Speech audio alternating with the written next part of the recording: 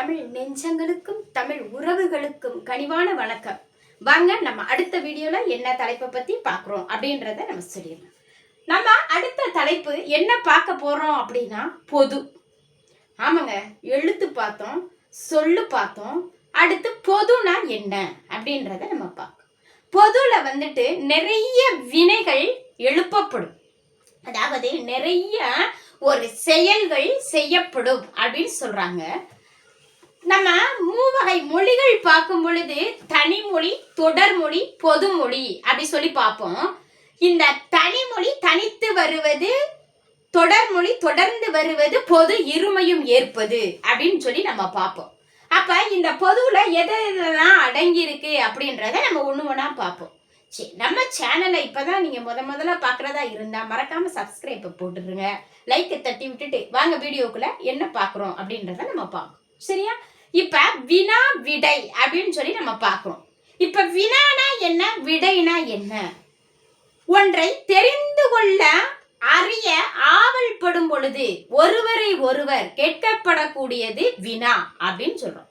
உன்னை எதையாவது போய் நமக்கு தெரியல இது என்ன அப்படின்றத வந்துட்டு என்ன செய்யணும் அப்படின்னா கேள்வி கேட்க பழகணும் அப்படின்றதுதான் வினா, இல்லைங்களா? நம்ம மறைந்த ஏபிஜே அப்துல் கலாம் கூட சொல்லக்கூடிய ஒரு வார்த்தை என்ன அப்படின்னா, அனைத்து குழந்தைகளும் கேள்வி கேளுங்கள், அறிவு ஞானத்தை வளர்த்து கொள்ளுங்கள் அப்படின்னு சொன்னார் இல்லையா?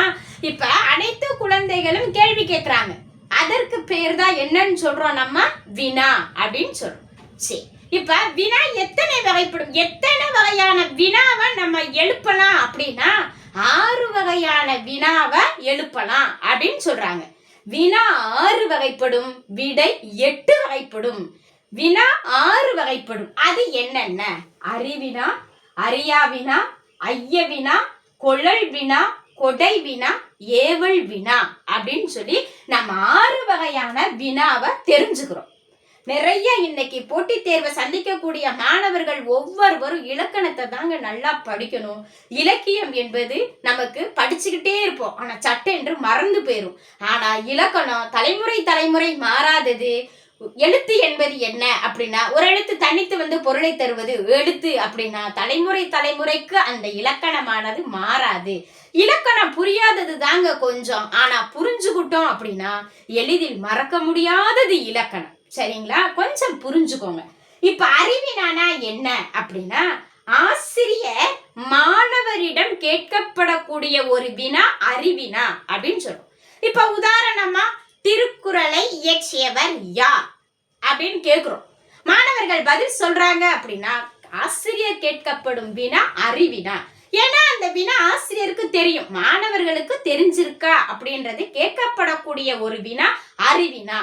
அறியா வினா, இப்ப புறநானூரை எழுதியவர்கள் யார் அப்படின்னு மாணவர்கள் ஆசிரியரிடம் கேட்டால் அவ்வினா அறியா வினா. ஐய வினா, மூணாவது நம்ம பார்க்க போற வினா ஐய வினா.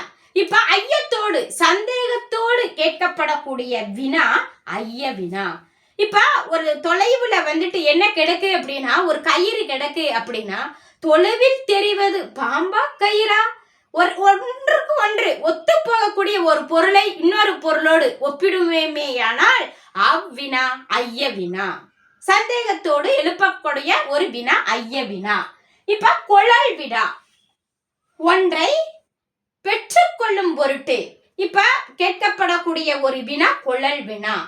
நம்ம போறோம்னு வச்சுக்கோங்களேன், ஒரு மளிகை கடையில போய் ஒரு ஜாமான் வாங்குறோம், 1/2 கிலோ ஜீனி இருக்கா அப்படின்னு கேட்கிறோம். அது நமக்கு தேவை இல்லையா?